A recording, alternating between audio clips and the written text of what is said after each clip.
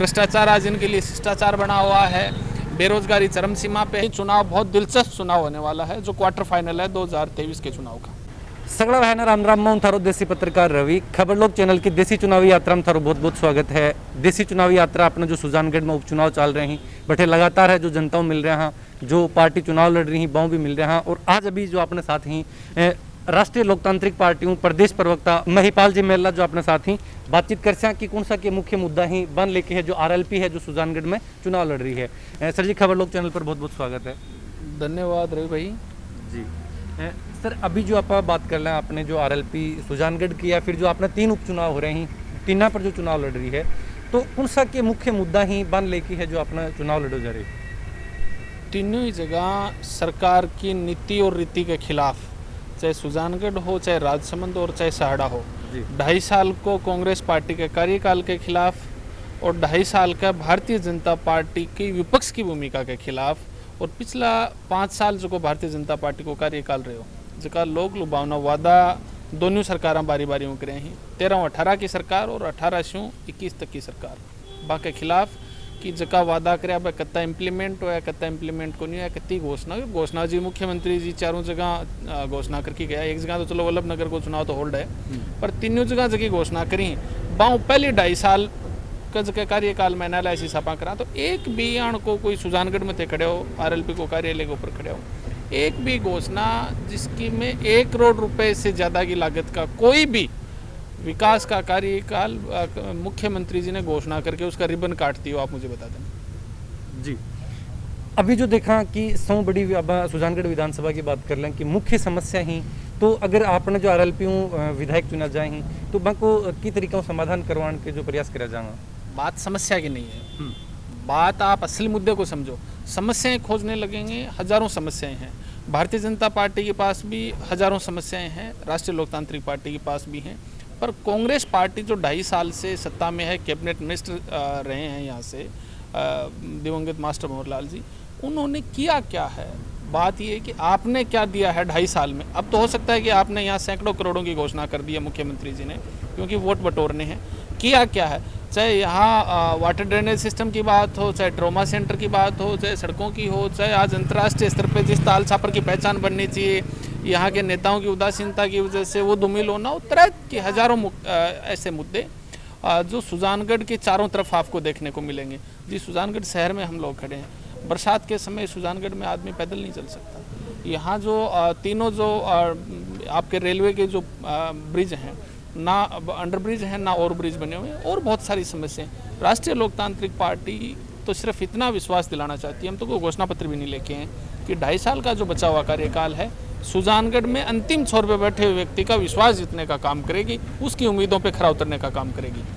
एक तरफ आप देखते हो भारतीय जनता पार्टी ने 25-25 MLAs, 8-8 MPs, पता नहीं कितने एक्स MPs, कितने प्रधान, दिल्ली के मंत्री, सबको उतार रखा है चुनाव में। दूसरी तरफ कांग्रेस पार्टी ने अपने 33 MLAs तीनों विधानसभाओं में, कितने ही एक्स MLAs, कितने ही एक्स MPs, कैबिनेट मिनिस्टर, स्वतंत्र प्रभार के मंत्री, राज्य मंत्री, मुख्यमंत्री खुद, पूरा प्रशासनिक अमला, जिस जगह चुनाव रहे हैं वहाँ के SDM कलेक्टर से लेकर थानादार SP तक सारा प्रशासनिक अमला सरकार के पक्ष में खड़ा है। और राष्ट्रीय लोकतांत्रिक पार्टी सिर्फ अकेली एक विधायकों के भरोसे क्षेत्र की जनता को साथ लेकर तीनों जगह चुनाव लड़ने का काम कर रही है। और तीनों जगह मैं ये नहीं कहता नतीजे क्या होंगे, वो 2 तारीख को पता लगेगा, पर ट्रायंगल का चुनाव है और ये चुनाव बहुत दिलचस्प चुनाव होने वाला है जो क्वार्टर फाइनल है 2023 के चुनाव का। चुनौती की बात करें कि भाजपा और कांग्रेस काफ़ी मजी हुई, आपने मान लिया कि जनता का मान आपको एक छवि बना रखी है, तो कि आरएलपी को चुनौती मिल रही है कि आपकी जगह बढ़ाने में? नहीं, मजी हुई पार्टी होती तो सुजानगढ़ का माँ 38,000 वोट भारतीय जनता पार्टी और कांग्रेस के खिलाफ थोड़ी पड़ता। पिछली बार जो इंडिपेंडेंट उम्मीदवार पर संतोष मेघवाल जी चुनाव लड़े हो, 38,000 वोट संतोष जी को मिला, भारतीय जनता पार्टी और कांग्रेस के खिलाफ वोट मिला। अब तो राष्ट्रीय लोकतांत्रिक पार्टी आज़ाद भारत में राजस्थान की पहले क्षेत्रीय दल है, मान्यता प्राप्त दल, जो चुनाव के द्वारा मान्यता प्राप्त दल है, वो चुनाव लड़ रही। 40,000 वोट कांग्रेस भाजपा के खिलाफ पिछली बार सुजानगढ़ की जनता डाले ही, तो अब क्या 100% बात ने तय मान की चालियो कि चुनाव बहुत रोमांचक स्थिति का बड़ो है। क्षेत्र की जनता बीजेपी और कांग्रेस दोनों के खिलाफ वोट ठोक के डालेगी और पानी की बोतल के चुनाव चिन्ह के ऊपर भरपूर वोट डालेगी ईवीएम मशीन का माँ बटनी काढ़ा हो जाए। जी, जो देखा कि बटन ही काला होने की जो बात करी जा रही है, और जो देखा कि ताल छापर की आपने चर्चा करी गई कि अगर आरएलपी विधायक चुना जाए तो किस तरीकों भी कमान और विकास का और नई चीज़ लाने का जो प्रयास करा जाएगा। बिना विधायक चुने भी माननीय सांसद साहब दिल्ली की पार्लियामेंट के माँ देश की 100 बड़ी पंचायत का माँ ताल छापर को और ब्रिज का मुद्दन बैठे उठाए बिना एमएलए न अठाऊँ कोई मेंबर ऑफ पार्लियामेंट है न राष्ट्रीय लोकतांत्रिक पार्टी को कोई विधायक है, फिर भी क्षेत्र में प्रदेश के माँ जठे जठे जकी मांग राष्ट्रीय लोकतांत्रिक पार्टी के द्वारा उठाई जा सके। सब कुछ वोट ही को नहीं, राष्ट्रीय लोकतांत्रिक पार्टी तो बिना पावर के माँ और बिना एमएलए भी मांग उठाई। एमएलए की ताकत मिल जाएगी तो 10 गुना ताकत के साथ माँ को उनको कि राष्ट्रीय लोकतांत्रिक पार्टी के एजेंडा पर काम करेगी के मारो घोषणा पत्र है। पर एक बात है मान के चालियो अंतिम छोर पर जो सुजानगढ़ के लास्ट गांव डाणी बैठे आदमी है बिको विश्वास 2.5 साल के माँ 100% राष्ट्रीय लोकतांत्रिक पार्टी काम के माध्यम से जीतन को काम करेगी। अपना चैनल की जो देसी चुनावी यात्रा चल रहा है विज्ञान मुख्य मुद्दा हुई शिक्षा स्वास्थ्य और सुरक्षा। शिक्षा स्वास्थ्य और सुरक्षा ने लेके आरएलपी है कि तरीकों प्रयास करेगी। देखो हर चुनाव का माँ क्षेत्रीय मुद्दा भी काउंट हुए हैं, स्टेट का मुद्दा भी काउंट हुआ है और राष्ट्रीय मुद्दा भी काउंट हुआ है। स्टेट की गवर्नमेंट की आप बात करें, क्षेत्रीय मुद्दा की मैं थान बता दी क्षेत्रीय एमएलए से लेके के काम करवाए ही एक भी यहाँ को 1 करोड़ रुपया से ऊपर को कोई काम जो को मुख्यमंत्री जी करे हुआ है, मुख्यमंत्री जी करवा बड़ा कैबिनेट मिनिस्टर भंवरलाल जी। हाँ तो बता दो स्टेट की सरकार 2.5 साल से चली है, चाहे आप बेरोजगारी की बात करो, चाहे बलात्कार की बात करो, चाहे भ्रष्टाचार जो आज शिष्टाचार बना हुआ है भ्रष्टाचार की बात करो, चाहे बेकारी की बात करो, हर मोर्चे पे सरकार फैल रही है। आम गांव में बैठा हुआ व्यक्ति कोई आंकड़ों का मायाजाल नहीं जानता है ज़्यादा, वो ये चाहता है कि मेरे बेटे को रोजगार कैसे मिले, मेरी बहन बेटी जो हैं वो सुरक्षित माहौल में कैसे रहें, मेरे गांव में मेरी ढाणी में जाने के लिए रास्ता कैसे सुगम हो, कैसे सड़क बने, कैसे पीने का स्वच्छ पानी आए, कैसे हॉस्पिटलिटी की अच्छी सुविधा मिले, सरकारी अस्पतालों के जो हैं वो हालात कैसे सुधरें, कम से कम पैसे में बेहतर से बेहतर मेरा इलाज सरकार के द्वारा कैसे हो। ये सारी मेरा जब मैं किसी ऑफिस में जाऊं, सरकारी महकमे में जाऊं तो बिना पैसे दिए मेरा काम कैसे हो, जब पुलिस के थाने में जाऊं तो थाने में बिना पैसे दिए मेरा कैसे काम हो। ये मूलभूत वो चीज़ें हैं जो आम आदमी से जुड़ी हुई हैं। आप भ्रष्टाचार के माध्यम से सबसे ज़्यादा जो है वो कमर टूटी है तो आम व्यक्ति की टूटी है। आज पेट्रोल डीजल के राजस्थान जो है वो दुनिया देश में सबसे ज़्यादा टैक्स वसूलने वाला स्टेट है, जबकि हज़ारों हजार करोड़ रुपए की रॉयल्टी तो अकेला बाड़मेर दे रहा है। बाड़मेर से जो तेल जा रहा है हज़ारों हजार करोड़ रुपए की तो रॉयल्टी अकेला बाड़मेर दे रहा है स्टेट गवर्नमेंट को। उसके बाद आपकी ऐसी क्या मजबूरी पड़ गई है कि आप देश का सबसे महंगा तेल यहाँ टैक्स के माध्यम से बेच रहे। मैं कोई बीजेपी की तारीफ नहीं कर रहा हूँ, भारतीय जनता पार्टी ने भी जो महंगाई को लेके जो वादा किया था कि अब की बार मोदी सरकार जो 2013 में जो जिस नारे के साथ आई थी, उन्होंने पेट्रोल और डीजल के दाम, पेट्रोल डीजल से आज पूरी अर्थव्यवस्था की जो रीढ़ की हड्डी है आज शतक के कगार पे खड़ा है। पेट्रोल ने लगभग शतक लगा दिया है, डीजल उसके पीछे चल रहा है, गैस के जो हैं वो 1000 रुपये सिलेंडर के होने वाले हैं। आम आदमी को क्या चाहिए, यही सारी चीज़ें उसको सरकार के आंकड़ों के मायाजाल का उसको पता नहीं है। आज राजस्थान में सबसे ज़्यादा रॉ मटेरियल्स, चाहे विंड एनर्जी हो, चाहे सोलर एनर्जी हो, चाहे आपके कोयले हो, रॉ मटेरियल सबसे ज़्यादा मिलता है। बिजली और सबसे ज़्यादा महंगी राजस्थान में सरकार के द्वारा दी जाती है। क्या कारण है? सरकार की कहीं ना कहीं तो कोई कमज़ोर मानसिकता रही होगी। सबसे महंगी बिजली राजस्थान की सरकार दे रही है, सबसे ज़्यादा रॉ मटेरियल होने के बाद। बाड़मेर अकेला 20,000 से लेकर 30,000 करोड़ रुपए की रॉयल्टी सालाना स्टेट गवर्नमेंट को जाती है। उसके बाद सबसे महंगा पेट्रोल डीजल पे टैक्स यहाँ है। भ्रष्टाचार आज इनके लिए शिष्टाचार बना हुआ है। बेरोजगारी चरम सीमा पे है। 5 लाख लोगों को रोजगार का वादा करने वाली सरकार ने अब तक सिर्फ 50,000 लोगों को रोजगार दिया, जबकि उन्होंने 2.5 साल का कार्यकाल पूरा कर लिया है।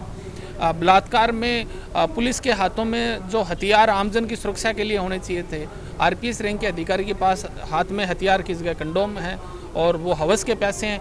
हॉस्पिटल से लेकर पुलिस थाने तक हर जगह बहनों को एक हवस की दृष्टि से देखा जाता है। रक्षक भक्षक बने हुए हैं। ये जिम्मेदारी किसकी है? ये स्टेट गवर्नमेंट की है, सरकार चलाने वाले लोगों की। सुजानगढ़ की जनता भी इसको देख रही है, सहाड़ा की जनता भी देख रही है, राजसमंद की जनता भी देख रही है। राष्ट्रीय लोकतांत्रिक पार्टी हर मुद्दे पर, सड़क से लेकर विधानसभा और सड़क से लेकर संसद तक, अपने तीनों एमएलएज के माध्यम से और एक एमपी के माध्यम से आम व्यक्ति की भावना को ध्यान में रखते हुए उनके मुद्दों को हर प्लेटफॉर्म पे उठाने का काम कर रही है। और मुझे ये विश्वास है कि इन्हीं मुद्दों की बदौलत सुजानगढ़ की जनता जो है वो पूर्ण विश्वास है हमें कि इस बार दिल खोल के वोट करेगी। और भारतीय जनता पार्टी और कांग्रेस जो एक नाथी का बाड़ा की बात करने वाले नेताजी हैं, और दूसरा उनको काउंटर कल राजेंद्र राठौड़ जी ने किया था जो बुआजी का बाड़ा करके कर रहे थे, वो सिर्फ बाड़ों में व्यस्त हैं। राष्ट्रीय लोकतांत्रिक पार्टी का प्रत्येक कार्यकर्ता एक एक घर और एक एक वोटर के पास जाकर अपनी पार्टी के नेता को चुनाव जिताने का काम करेगा। किसान आंदोलन की बात कर लें कि 3 बिल जो पास किया गया है, बाकी किसाना का समर्थन में है कि जो हनुमान जी बेनीवाल है जो किसाना को समर्थन करे और जो गठबंधन बिन तोड़ दियो। अब के भी को फायदो है जो चुनाव में आरएलपी मिल रही है या फिर कुछ नुकसान है जो भुगतना पड़ रहा है? देखो, राजनीति में हर कदम सोच समझ के उठाया जाता है, हर कदम के नफ़े और नुकसान दोनों होते हैं। मुझे ये लगता है कि राष्ट्रीय लोकतांत्रिक पार्टी ने जो किसानों के समर्थन में दिल्ली की सरकार से जो अलायंस तोड़ा है, इसका 100% फ़ायदा राष्ट्रीय लोकतांत्रिक पार्टी को मिलेगा। सत्ता को ठोकर मारी है, सत्ता में भागीदार थे, एनडीए अलायंस के रूप में मजबूत दिल्ली की सरकार के साथ काम कर रहे थे। एमपी साहब ने किसानों के तीनों जो काले कानून जो मोदी सरकार लेके आई थी उसके खिलाफ बिगुल बजाया है। 100% प्रदेश का किसान देख रहा है और इसका मजबूत फ़ायदा राष्ट्रीय लोकतांत्रिक पार्टी को मिलेगा। बीजेपी और कांग्रेस बड़ा बड़ा नेता लेके आ रखे हैं कि हर एक नेता को स्टार जो प्रचारक बना रखे हैं, तो कि अकेला हनुमान जी बेनीवाल कम नज़र आ रहे हैं जनता के सामने? एक अकेला सांसद कहाँ जा सकता है? लगभग 150 ग्राम पंचायतें हैं, 6-6, 7-7 नगर पालिकाएँ हैं, 7 लाख के तकरीबन वोट हैं। तो कहाँ जाओगे आप, मुझे बताओ? 1.5 लाख से ऊपर घर हैं, तो अकेला नेता तो सब जगह संभव नहीं है। जितनी ज़्यादा जगह जा सकते हैं एमपी साहब जा रहे हैं, सुबह 9 बजे से लेकर रात को 2 बजे तक। सोशल मीडिया का ज़माना, आप भी सारे लोग देख रहे हो। सीमित समय में और सीमित संसाधनों के साथ जहाँ जहाँ पहुँच सकते हैं, हनुमान जी अपने तीनों प्रत्याशियों के समर्थन में पूरी ताकत लगा के काम कर रहे हैं। चुनाव को टाइम है, ये लिए सौ बड़ी तो थारे चैनल के माध्यम से हालांकि वो कोई प्लेटफॉर्म को नहीं अपील करवा को, पर मैं कौन कहूँ कि राष्ट्रीय लोकतांत्रिक पार्टी के पक्ष के माथे वोट डालो, क्योंकि तो ऑब्वियसली भाई मैं पार्टी का प्रवक्ता हूँ तो मैं यही कहूँगा। पर पूरा नाप तोल की मेरो जगह लोग वीडियो देखो, वो एक बार पूरा एनालिसिस करके कि भाजपा कार्यकाल 13-18, 18-21 कांग्रेस को कार्यकाल और राष्ट्रीय लोकतांत्रिक पार्टी की 2018 मुद्दे होने के बाद में अब तक को जो को जनहित का मुद्दा लेर संघर्ष है, बान पुराना एनालिसिस करियो और भी के बाद में थे वोट डाल पाओ, काम करियो, थारी आत्मा अपना आप बोल देगी कि बटन कटे दबाना। जी, बहुत बहुत धन्यवाद सर बातचीत करने के लिए। थैंक यू जी। तो ये जो आप चर्चा करी जो आरएलपी प्रदेश प्रवक्ता महिपाल जी मेला जो बताया कि कौन सी के मुख्य समस्या हैं। वीडियो के बारे में थारा जो भी विचार हैं जरूर थे कमेंट बॉक्स में लिख के बताओ। वीडियो में ज़्यादा से ज़्यादा शेयर करो ताकि लोगों तक पहुँचे, और थारा भी आसपास में कोई भी समस्या है तो भी के बारे में भी जरूर कमेंट बॉक्स में लिख के बताओ ताकि बैठे पहुँचाएंगे और समस्या की समाधान करवाने की पूरी कोशिश जो करी जाएगी। देसी खबरों के लिए खबर लोग चैनल पर बना रहो। जय शेखावाटी, जय राजस्थान, जय हिंद।